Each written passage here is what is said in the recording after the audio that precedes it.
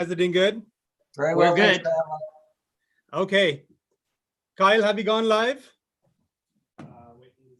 He's confirming. And we are live. So let me get started. Welcome everyone to Earth is our Witness live on YouTube and Facebook. We have a special treat again today. We have an amazing photographer, as we introduce him. Let me tell a few things about our guest photographer today. 10 years back, a bit of a personal story. My mom asked me, what I wanted as a gift when I was visiting India. And I said, Mom, I'm into photography and would be nice for you to give me a nice book. And she said, like, what book? Photography book. And the book she got from a bookstore was a book called India Essential Encounters. And then she and my dad signed the book, said Chiranjeev Parimal. Chiranjeev means dear son Parimal. May our blessings be with you on your photography journey. And they dated that. And that book was from Richard Ianson. So Richard, at that time, I remember when I saw the book and I went through it, I still have that book in my bookcase, just beautiful images of India, my own home country. But I got to tell you, very few people have photographed India the way you do.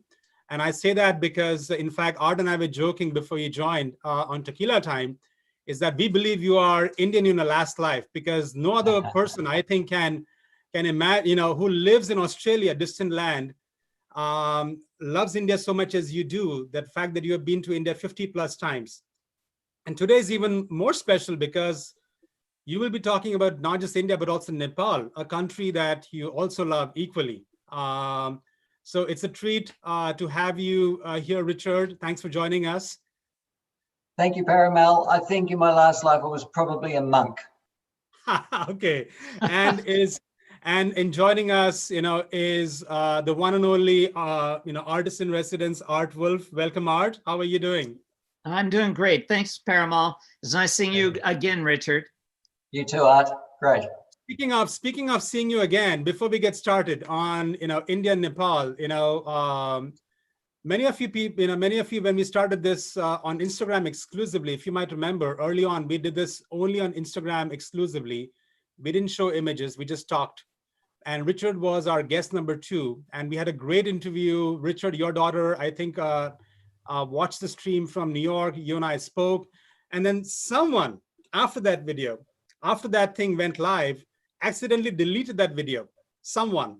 We will not take names, but that someone accidentally deleted that video. And I couldn't find the video. And I was panicked, like, what do you mean? Like, the Richard Ianson, my Richard Ianson, like, the video is gone. And we said, we will do it again. We literally did research and we found a better format, which is Zoom stream to YouTube and Facebook. So Richard, thanks for coming back again. And we're going to try to not just recreate that magic, but actually beat that magic, because this time we have images that you're going to share and the stories behind the images. So I'm really excited, Richard. Thank you, Parimal. Okay, with that, you want to start? I'd love to. Can't wait to see the images and the stories. Cool. Shall we start with the Kumbh Mela, Art? Yeah, absolutely. There's only 2 or 3 pictures here, but the Kumbh Mela is just one of the great Indian festivals, one of the great world festivals. For its sheer intensity and sheer size, it takes place, the main Kumbh Mela, which occurs every 12 years in Allahabad, which is where this shot was taken in 2019, at what is officially known as an Ard Kumbh, or a half Mela, because it's at the 6-year point, halfway point between the 2 big 12-year dates.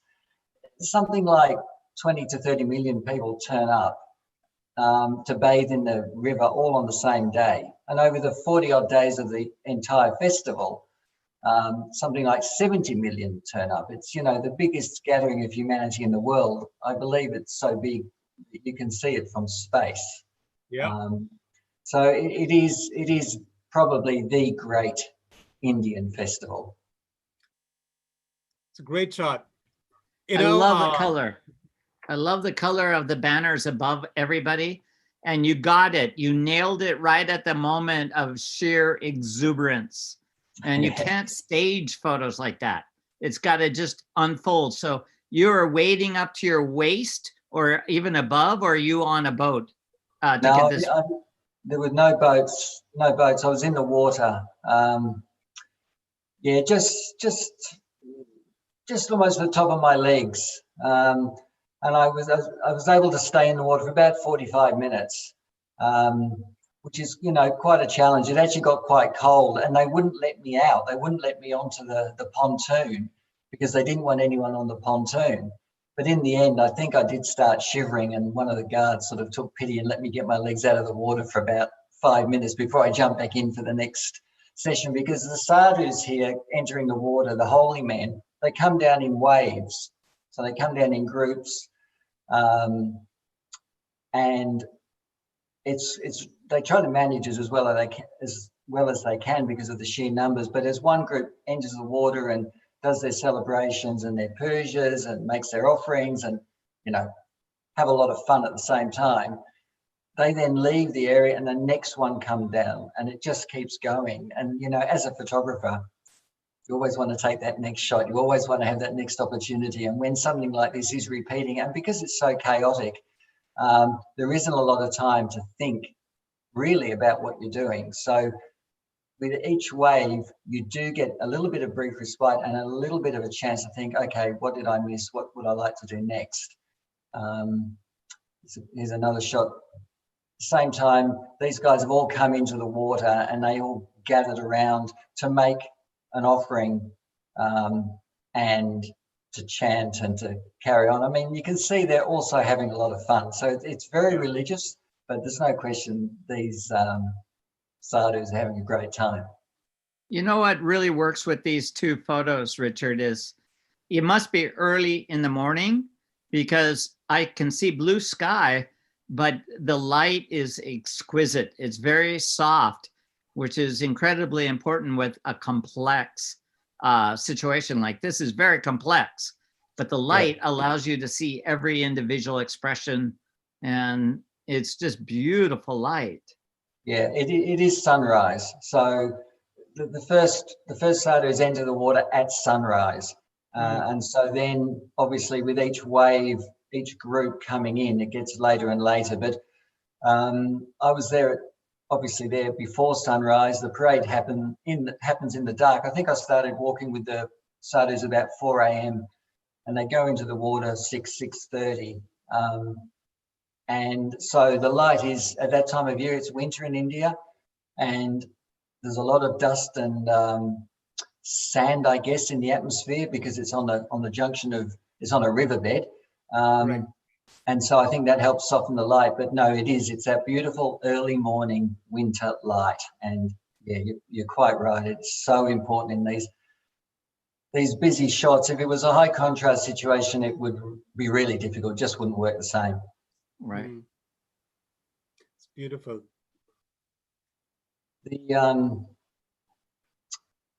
The sadhus are, you can obviously get very close. This is shot with, wide 24 wide angle. I would have been right there. Part of the challenge of these big events, and it's becoming more and more of a challenge, I think probably over the last 5 years, is just getting the shot when you are competing with other photographers. And in the case of the Kumbh, because it is such a big event, it is covered obviously by the national press, the Indian press. They're there in force. All the TV stations are there, all the photographers are there. And there are a lot of them. There's a lot of people around. There was probably maybe 20 of us in the water, so facing the sadhus as they came in. But then to the left, that's where a lot of the TV guys, the film photographers, and a hell of a lot of still photographers. So the challenge of getting these shots without interference from your peers it's as big a challenge as just dealing with the chaos and being up to your knees in water or whatever. So it's that's why I keep saying it's absolutely India to the max. Yeah. So Richard, can I make a comment about this photo? What really works for me when I look at this image is if you look at the 5 main characters in the foreground, the first guy on the left is looking left. then you see the guy looking towards you, but then the main guy is looking up. And then as you migrate to the right, then the other guys are looking away. And so it fills the frame because our eyes follow the way people are looking. And there's a beautiful symmetry in the way all these characters are looking in different directions, which then pulls everything together in a beautiful balance. It's just, you couldn't even choreograph it any better than what you got right here. No, you couldn't. And look, I don't like to make apologies, but this picture is cropped for this interview because of nudity issues that some of the social media platforms have. So if you want to see the full image, which is properly composed without chopping his hands off or whatever, you need to go to my website. Yes, that is true. That is true. And that was on my request. Thanks, Richard. But yes, the full image is even better. I agree. But that's not for social media. So the sadhus really are the highlight of the event for photographers, I think. You know, the crowds are enormous and pilgrims, devotees come from all over the subcontinent to bathe in the river. But the Kumbhs attract the sadhus, the wandering Indian holy men, and they come en masse. There's hundreds of them, maybe thousands, I'm not sure, and they set up camp in the Mela grounds. And, you know, you have amazing access to them. There's no question some are more friendly and more interested in being photographed than others. But if you're there for a few days and you take your time and you walk up and down and you go back, there's always different activity happening around the sadhu camps. And I learned that the first time. I didn't allow enough time just to be in those camps and wait because, you know, quite often not a lot happens. I mean, I went looking for specific shots. Art's talked about a sadhu pulling a tractor, I think, was it, with his penis type. Volkswagen, a Volkswagen. Volkswagen, that's it. And I went looking for one of the guys who does something strange with very heavy rocks and a piece of string. But I was told he was there, but he wasn't around, and he certainly wasn't in that state at the moment. So, as with all of this cultural photography, you know, you really do have to be patient and ideally prepared to go back and back until you find what you're looking for. Of course, lots of things happen that you don't even know are going to happen at these events, and that's a big part of the fun for me. It's beautiful. Can I, Richard, may I add, you know, I've been to the Kumbh just once, so, and Art, you and Richard have been multiple times, so please correct me if I got something wrong, but if I may share just what exactly is Kumbh, kind of the religious background, would that be helpful? Or Richard, do you want to say anything about what is actually Kumbh and no, what's you happening? can do that. Okay.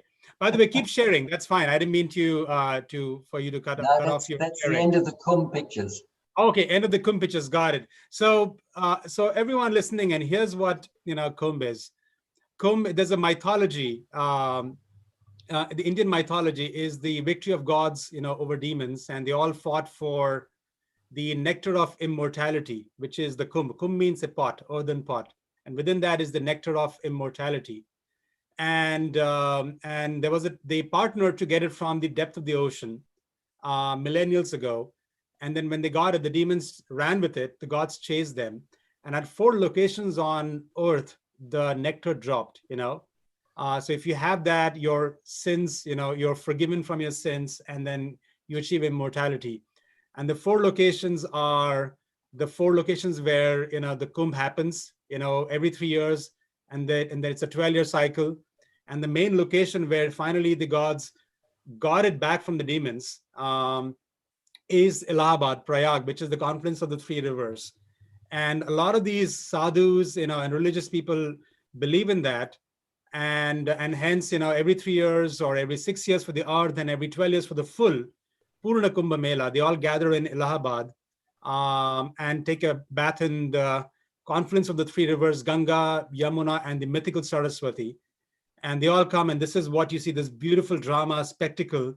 And yes, you see sadhus, but you see all kinds of people, from the billionaires in India the Ambanis to the Sadhus, they'll all come there for the same, belief, if you will.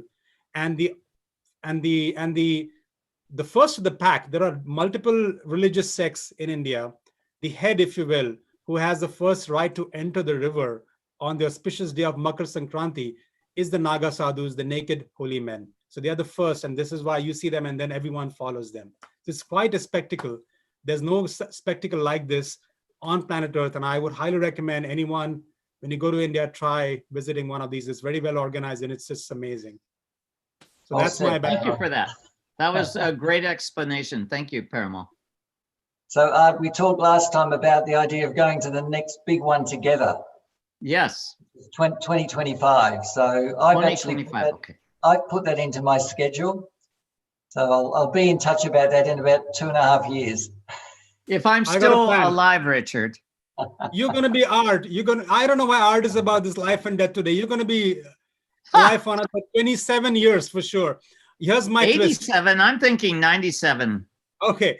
Here's my twist, Richard and Art. When we do Kumbh, I'm coming. And here's why I'm coming. I want to make you guys take a bath at the confluence, not just take photos, but actually, because you have so many sins in your own life, like let me help you with that. I think Parimal, as a response to that, and then we need to get on with Richard's photos, is Richard and I have been up to our collarbones in the waters of the Ganges. Wow. I don't believe you have. I have not. There you go. I stand corrected. Exactly. So Richard, take over here. Take over. Okay. The other great festival that everyone is very aware of, probably much more aware of, I think globally, is the Festival of Holi, Festival of Colours, Spring Festival. And again, along with the Kumbh Mela, it is India in its most extreme celebratory mode, and it's certainly become quite a magnet for photographers. It's amazing. Yeah, so this is taken. I actually shot this for the TV documentary series that we were both involved in, Tales by Light, and we arrived at the temple on this morning, and as we approached the temple, some guy saw the cameras, saw the film crew, and came running and said, "Do you want to get up high on the balcony?" And I said, "Well, yes, of course. Always looking for that high view." And he said, "It'll cost you 1,000 rupees." So I wasn't going to argue. I said, "That's fine. Take us there." Got to the sort of entrance to get up high. We paid the money, went up. At the top of the stairs, someone said, "You can't come up. You're not allowed." Oh. That small moment sums up a lot of what it's like trying to get photography done in India, particularly at these big events. The reality was, I just said, "No, I paid my entry fee and I'm shooting." So I just walked past, and as usual, it really wasn't a problem. Those those moments, though, do always remind me, well, they work into, I just shoot fast. It's sort of the way I've always operated, but I'm well aware that at any moment I could actually be asked to go. And I don't need to be up there for long because there's a lot of action and there's a lot of different viewpoints. And the other big thing about the way I work is that I do like to move about a lot. I will not sit in one spot for a particularly long time, not when there's action going. Obviously, I will wait. I don't know if it's a wildlife shot or something, but in this kind of intense environment where there's so much going on and there are literally hundreds and hundreds of incredible viewpoints to shoot different pictures and create this variety for a set of pictures, I know I'm not going to want to be up there too long, but I still want to make sure I get the shot. So in those situations, I'm just well aware that I could actually be removed at any moment. So thankfully, hopefully you can see from this shot, I did have long enough. But yeah, this is the number one question I'm asked about Holi is, how did I protect my equipment? It's particularly relevant on the the next day where a lot of water is thrown as well as the red powder. And to answer the question before I master the day, Parimal, it's just a soft Aquatech sports cover, they call it. And it worked beautifully. So this is the kind of water you have to protect yourself and your camera gear from, but mainly yourself. I mean, not yourself, mainly your camera gear. Wow. Look at that. Survives fine. Yeah. I So don't think much I'd want to go down onto that temple floor with just a plastic bag and an elastic band, which is, you know, the makeshift version of a camera protector. The shot is epic. Beautiful. So, Richard, what is the lens that you like most in these very enclosed, chaotic situations? I can answer that very well, specifically on the temple floor with the where the water was being thrown. I only went down onto the temple floor with one camera, one lens, and it was a 16 to 35 mil. And the reality is I didn't zoom a lot, so it was set at around 35, I think. They're just changing lenses was not on. Having a second body, which I would normally have on my shoulder, just also wasn't on because of the crowds. And I didn't want to take, I just wanted to concentrate. And so that turned out to be quite a good choice. But typically, over the 2 days of Holi, I would use pretty equally 24-70 and a 70 to 200. Yeah. And that's what I found to be true. You know, I went to Holi, my last time was, I think, last year. And now there's so many young millennial Indians with great cameras, and it's really hard to shoot Holi without getting 3, 4, 5 of them in the middle of your scene. Yeah. Yeah, I mean, it's just the reality, because I think the first time I went to Holi has to be now 20 years ago. And then I went about 10 years ago, and then about 8 years ago, and then last year. And every year it becomes more and more difficult.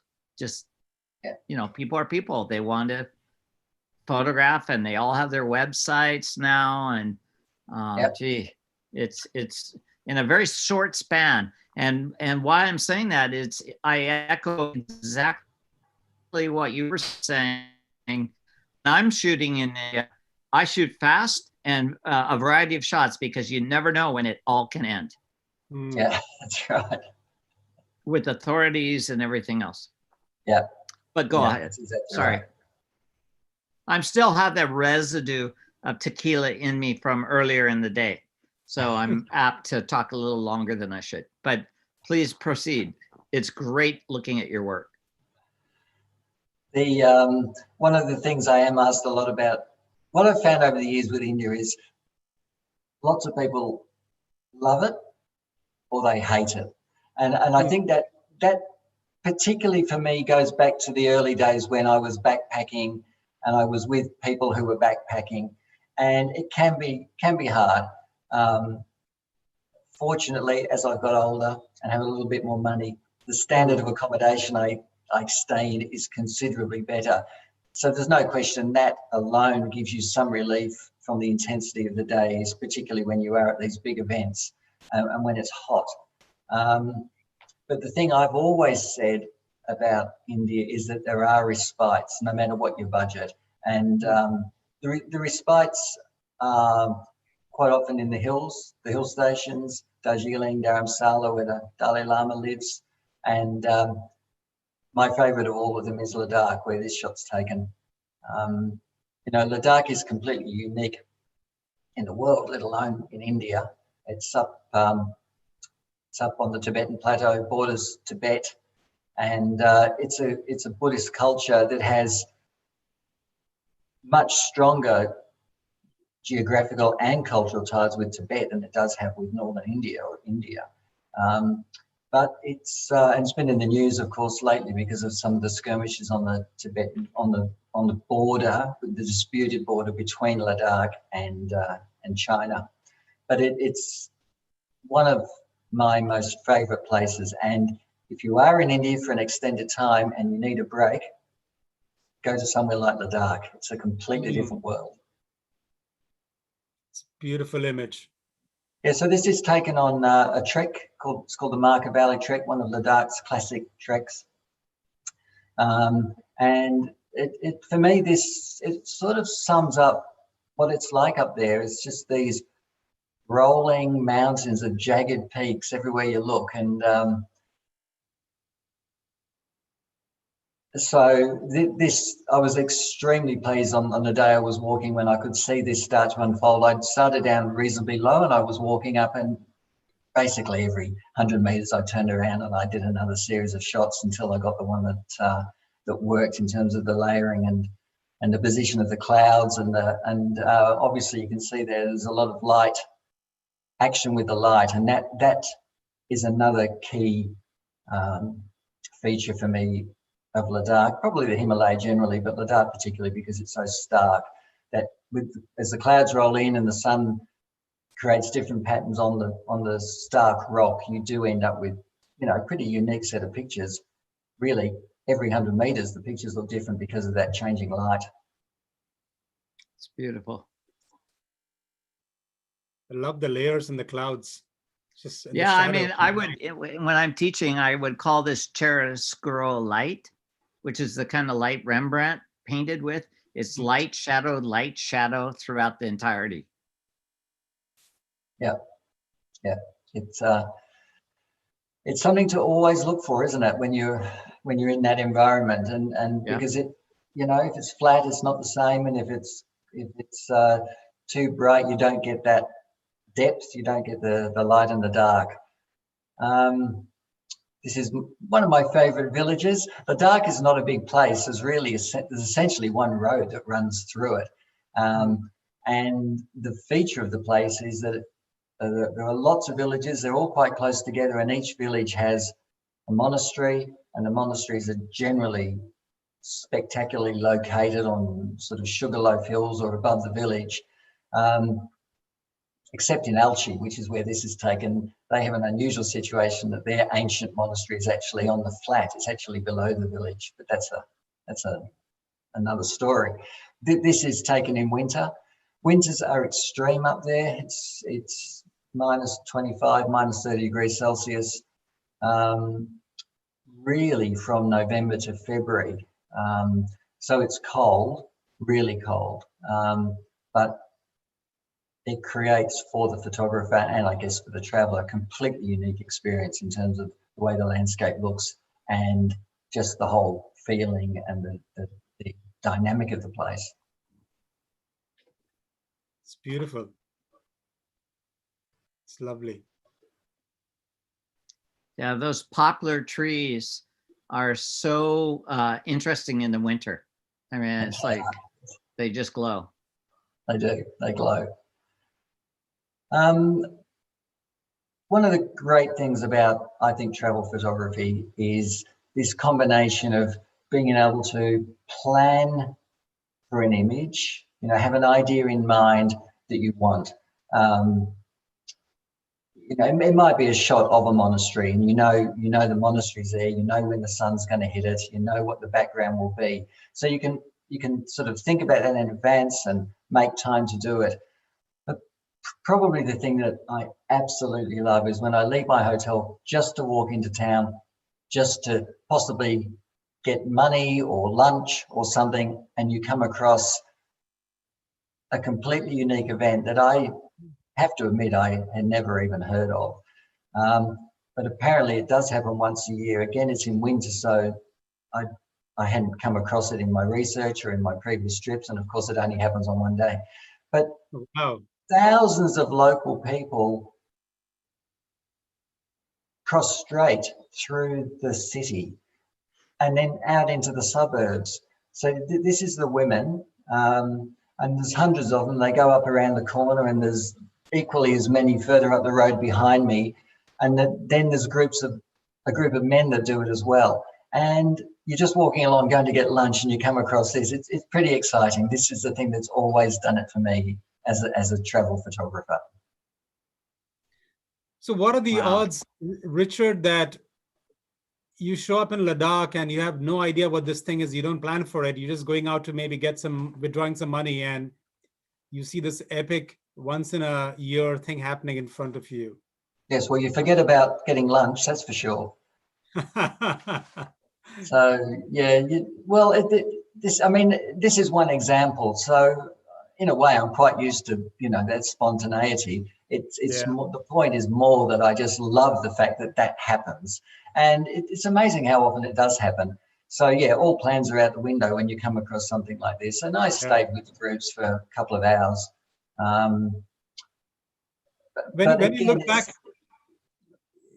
When you look back, Richard, when you come back from a country, let's say when you come back from a trip and you look through your best images, do you have a sense for how many of these images you had planned, you had on your agenda, you're going to try to get that shot, versus how many are pure serendipity?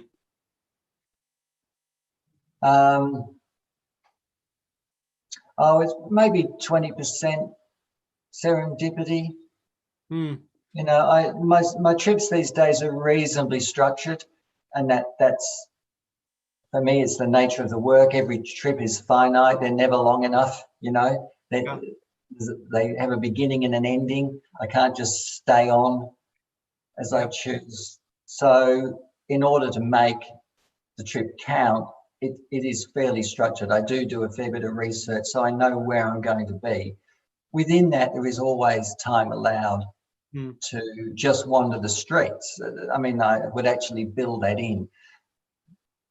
To come across this kind of event, it is fairly rare because I do the research. I mean, really, I would like to have known this was going to happen, because there is absolutely nothing worse than being there, not coming across it, and then meeting someone that night who shows you some pictures and says, oh yeah, this happened during the day. I mean, that's a disaster.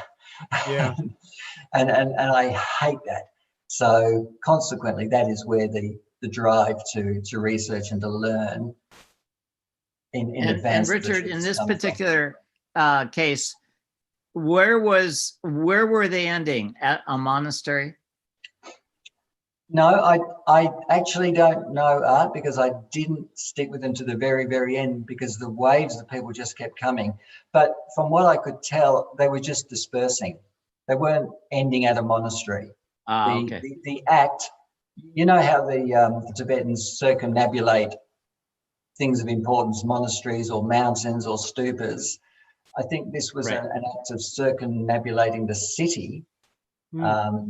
And so when they got to wherever they were going, or whenever they had enough, or when they felt they'd completed the circumnavigation, then I think people just moved away. I'm happy to be corrected if someone's watching who knows the actual answer, but that's how it felt at the time. Cool. So I put this one in on my screen. The longhorns are cut off. I don't know if they are on everybody's screen. Shouldn't be the case. Yeah, mine too. Mine too, for some reason. That's all right. okay. It's just the format they're presenting in. I can assure you they're not cut off. I put this one in, Art. I thought this was interesting, and mainly because you've already alluded to it. This is one of those shots that I know I can get when I go to Ladakh. Basically, every morning on the roof of this monastery, Tikse Gompa, a couple of monks go onto the roof and they announce the morning prayers. It's called puja. And they blow the horns. Sometimes they blow long horns, sometimes they blow short horns, sometimes they blow a conch. But as I've taken groups to Ladakh, this is one of the things I know is going to happen, nearly all of the time. When I first went, certainly when I got this picture, there was only me and two or three others there. But this is one of those cases where it has become quite a circus, particularly in summer. There is no room on this roof, really, in terms of photography, as in where I'm standing is a very limited, one step back here and I'm over the edge onto a lower level of the monastery. So This is one of those shots that I'm really so pleased to have got a few years ago, because on recent visits, it's been disheartening, I guess, from a very selfish point of view, but there's only so many people that can fit into this space, and if there's more than that, it does become, I mean, there's no other way to describe it really, as a circus. The monks are incredible. They know it's going to happen, particularly in summer, and they turn up with a smile on their face and they do their job. I just think their good humour and their grace and their dignity is incredible. I've been amazed that tourists haven't been banned from witnessing this. And that says a lot, doesn't it, about the culture that we're visiting, and that's why we have to be so respectful. Anyway, the only other time that I did take a group there once, and there were no monks, and it's because every monk in the monastery had gone to a funeral in another village. So, you know, things like that happen as well. I like their shoe wear. I think it's a nice contrast from their robes, and then suddenly you see like modern shoes. Yes, modern sneakers, well worn modern sneakers. Yeah. Yeah.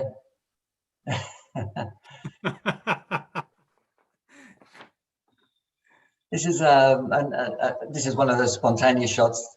I was traveling between Leh and Srinagar, which is the road out of Ladakh, and there is one big town on the way where it shifts from being Buddhist to predominantly Muslim, but these guys, I think, are herders, and so this is on the road, and there's a small tea shop, small chai shop, and I was getting a cup of tea and they were getting a cup of tea. This is one of those fortuitous ones. This isn't planned. So this is the kind of shot that possibly falls into the 20-25% of shots. I mean, I know I'm going to take pictures like this, but you know, because I shoot it as I see it, I would never take the guys to the tea shop because the light was great. They were there, I was there, and they were happy to be photographed. So it's a very different photograph of Ladakh in terms of the faces, but it's Ladakh. It's very diverse as well. Yeah, beautiful. That shows the diversity of India, you know, right there. You know, the interesting thing is that man front and center, maybe younger than me, but boy, I think the wrinkles in his face tell the story about the environment and his life. Yeah. Yes, it's a harsh environment up there. Well, Ladakh is basically 10,500 feet. Just let's get that right. Yes, about 3,500 meters, around 10,500, 11,000 feet. So yeah, it's harsh environment to live in, and most, I would suspect, these guys have been out in the environment, in the conditions for most of their lives. Yeah. You know, Richard, when I look at this, had you not told me that this is from Ladakh, and I can say this, you know, this is just, I'll just speak for myself, but as a fellow Indian, I couldn't tell that they are Indians, you know, they are in India. I mean, the diversity of India is so incredible. Well, I've always thought India should, I mean, you shouldn't do this politically, of course, with chaos, but, you know, as a traveler, it's always felt more like 4 or 5 countries. South is very different to the north. The Himalayas is very different everywhere else. So it's incredibly diverse. And that was really the point of, one of the main points of the book that I put together, was to try and show that, because so many people only go to the north, or they just go to 1 or 2 places in the south. And the idea was to show absolutely how diverse it is in terms of, you know, the sites and the cultures, the geography. It's incredible. Yeah. This is, again, in the in Ladakh, another monastery festival. It is one of the great things that all the monasteries have their own annual festival. It's usually a 1-day affair. It can vary. So, you know, the dates are published. The dates are pretty good. This, I think, was one that wasn't actually published, and I turned up with my group, and I was told by the guy at the hotel that it was a festival the next day. So these are great, you know, because these are ones where, in fact, there was one or two other groups in town, but they left because they were on their schedule, and you know they couldn't stick around. But I just knew this was going to be special. We were really the only ones there, and it was a very local festival, just put on for the locals. And you know, again, I'm very privileged to be there and to witness it. Go to the different part of the Himalaya now. I've made about 30 trips to Nepal as well. So over my 30 odd years, I did go back.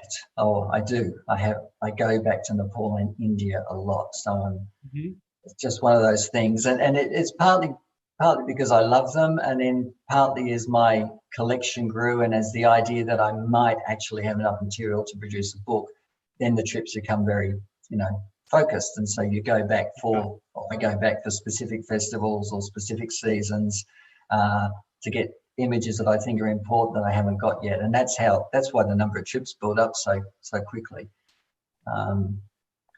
So this is the Middle Hills.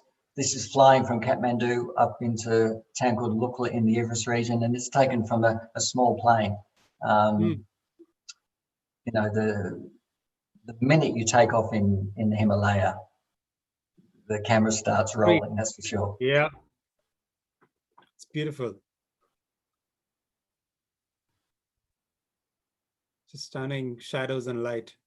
Yeah, this was taken for the Tales by Light series, and this is one of my great memories, because with Tales by Light, which was the documentary series on photographers, the filmmaker, the producer said, we want you to go somewhere that you're familiar with, that you're associated with, but we want you to do something different. So that's why we ended up going to India and Nepal for my episode.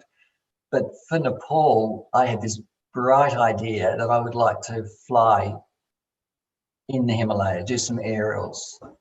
And because I've been trekking there, you know, since 1986. I've done most of the treks. I've done a lot of the treks more than once. I've done the Everest region on foot four times, I think, four treks up there. And so I thought, what a good idea this would be if I could fly and shoot the areas that I know so well from the air. So this is an aerial of the longest glacier in Nepal, and from an open door helicopter. It was freezing, as you can imagine, up there, but I was able to impress the pilot enormously by giving him the same directions I'd learned as I was walking on foot. So I said, if you just go up to that village up there, Pangbache, and then hang a left, and then go up to Dingbache. And he just looked at me and said, are you serious? So I knew exactly the way I wanted to go just from my trekking days. Wow. So Richard, did you go up there to the Kumbh Valley in '86? Yeah, that was my, no. 86 was my first trek, and it was the Annapurna circuit. Okay, I was at the Annapurna circuit in '86. I also went to the Kumbh. That was because I had been in Tibet on the northeast ridge of Everest in '84. And then I took high school friends of mine into Nepal and up into ultimately to Kalipatar in 1986. And at the end of that, we went down to Pokhara and did the Annapurna short circuit. But that we probably passed you on the trail. Probably did. Or you passed us. You passed us on the trail. Yeah, probably. Yeah. So I first went to the Everest region in '89. That was the first time up there. But there was a tea stall, Richard, you know, where you try to have tea there, and they said there's no more tea. Some guy came with his friends and he finished all the tea. More than likely, that's true.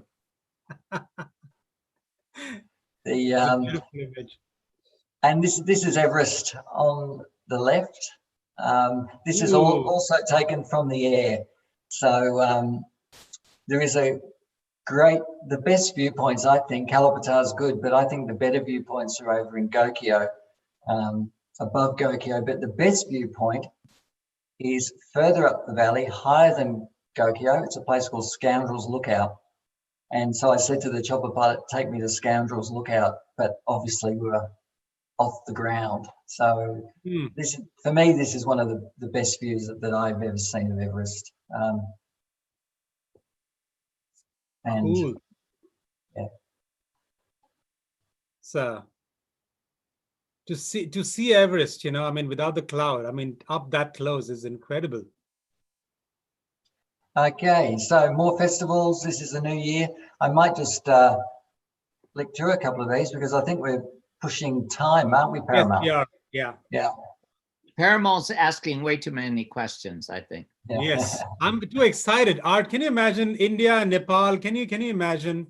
I could do this for 5 hours. Oh, I know. Okay, well, I'm going to stop sharing images so that we stick to our schedule. We love looking at your pictures, Richard. They're wonderful. Thank you, Art. I'll tell you one of the most interesting things about having so much time at home at the moment is going back to these trips, going back to all my trips and checking what I kind of missed. Parimal alluded earlier, when you come back and you look at your best pictures, there's no question that while I'm traveling, I do like to look at the pictures. They're all loaded into Lightroom and they get labeled, particularly with the idea of posting while I'm traveling. So you do make fairly quick decisions. And then because of the nature of the work where trips might be quite close together or back to back, I've just found you can easily miss pictures, easily, particularly, I've said already, I'm a reasonably prolific shooter. And so one of the things I've enjoyed most, because I'm working on a couple of big projects that are demanding that I look at my pictures a bit more closely. And one of the things I'm doing sort of as a serious part of the work is saying, okay, this is the picture that I believe is going to be on this page, say of a book or whatever. But then going back and looking at what I shot around it on that day. And it's been very, very enlightening, I can tell you.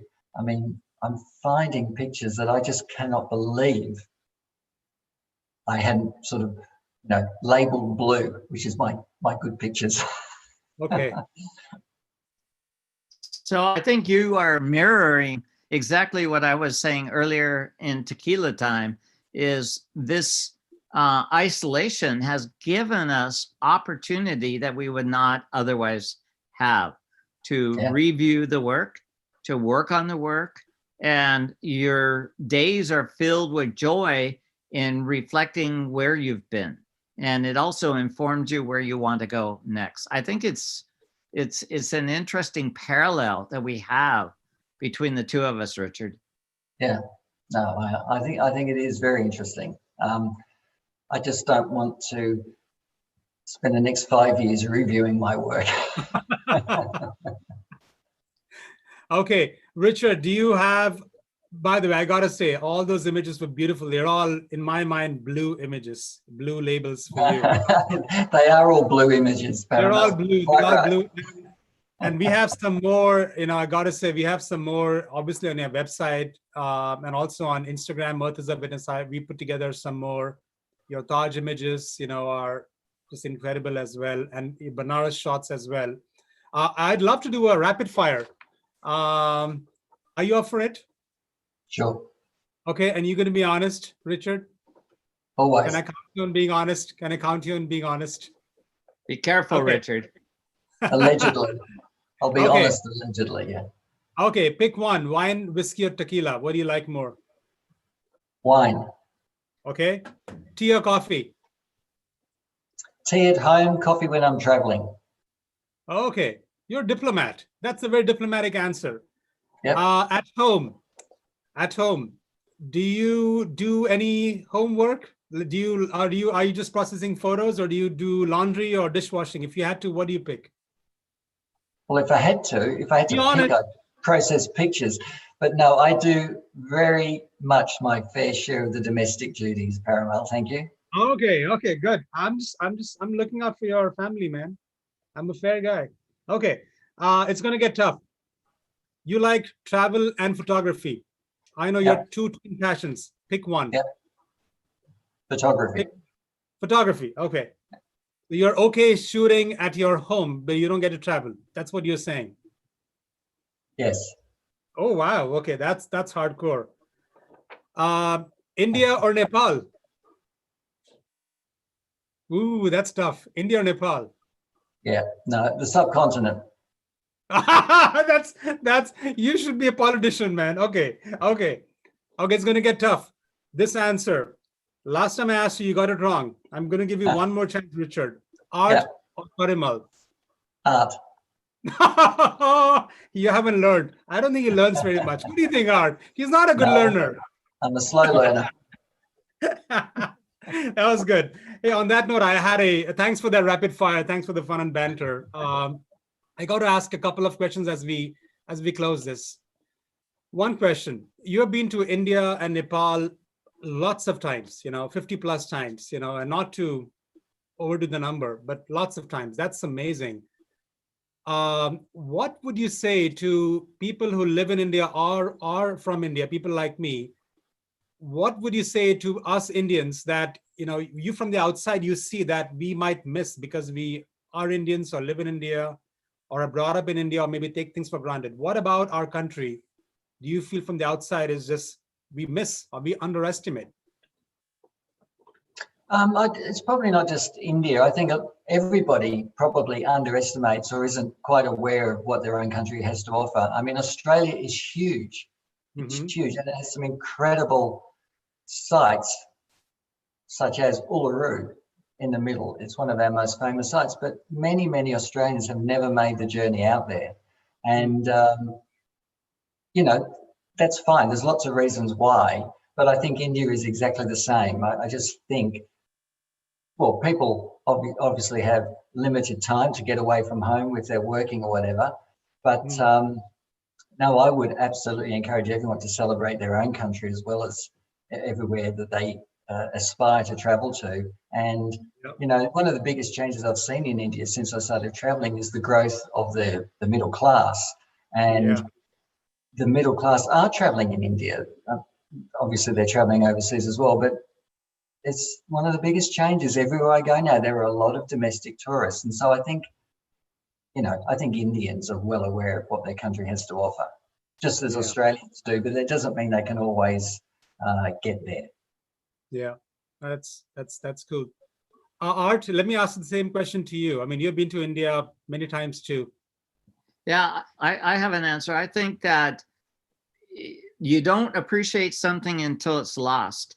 And I think that young Indians are embracing technology, and they're embracing, and because they're watching the same programs we are, it's a small world now. And I think the thing that makes India so unique, and as Richard has captured so well, is the diversity, the uniqueness, the cultural uniqueness.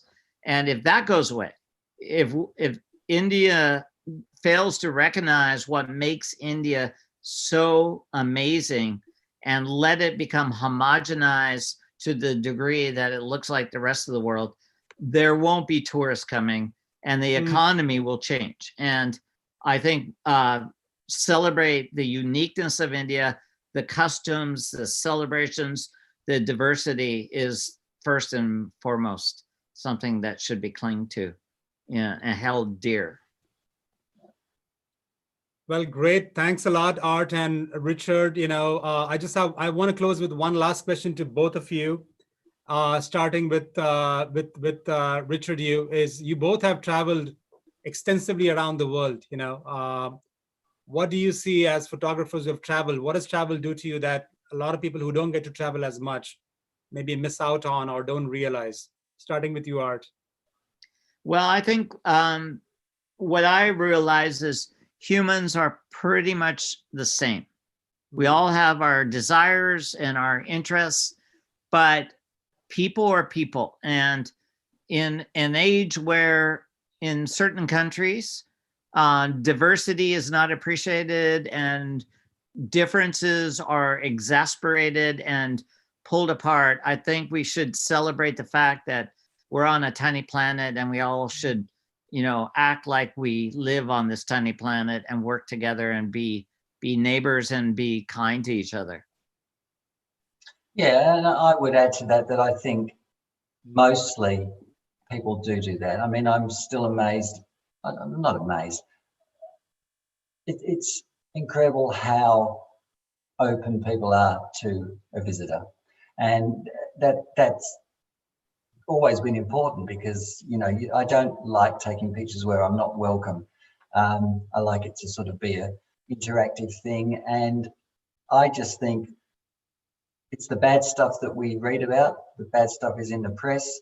As a travel photographer, I always try to show the positive stuff, and I think the positive stuff far outweighs the negative stuff. It's just that doesn't get celebrated through the media. But no, I think that the world is essentially a pretty friendly place, and yeah, we've been privileged because of what we do to see that. And I would obviously encourage anyone if they can, because there's no question. Look, this isn't particularly topical necessarily, but Iran gets a bad rap, probably a really bad rap in American media. It is the friendliest place I have ever been to, and I've been twice. And the people are so welcoming, and they're so happy to have you there. There's this massive disconnect between international politics and what it's actually like. And for me, that sums up the problem, but it also sums up the experience, that once you're there, it just changes perceptions, and it happens all the time for the positive. Yeah, great. I agree. Well, on that note, Art, thanks a lot. Richard, thanks a lot. It's been a treat for all of us to hear about stories about India and Nepal. And as we close on this, a reminder for everyone to check out, Richard Ianson on his website and Instagram, and also Earth is a Witness on Instagram as well. And with that, thanks again. Thank you, Mar. Indian Namaste. Thanks again.